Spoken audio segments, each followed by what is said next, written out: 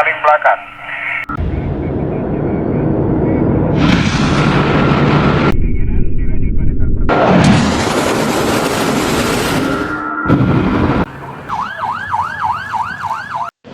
அரியலூர் மாவட்டம் காவல் கண்காணிப்பாளர் திரு விஸ்வேஸ்பா சாஸ்திரி IPS அவர்களின் தலைமையில் இணையவழி ஆலோசனை கூட்டம் நடைபெற்றது.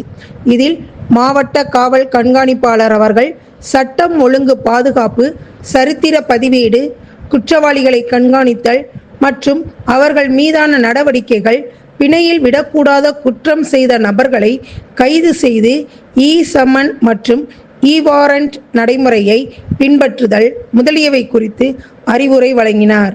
இதில் அரியலூர் மாவட்டத்தில் உள்ள அனைத்து துணை காவல் கண்காணிப்பாளர், காவல் ஆய்வாளர்கள் மற்றும் காவல் உதவி ஆய்வாளர்கள் ஆகியோர் கலந்து கொண்டனர்.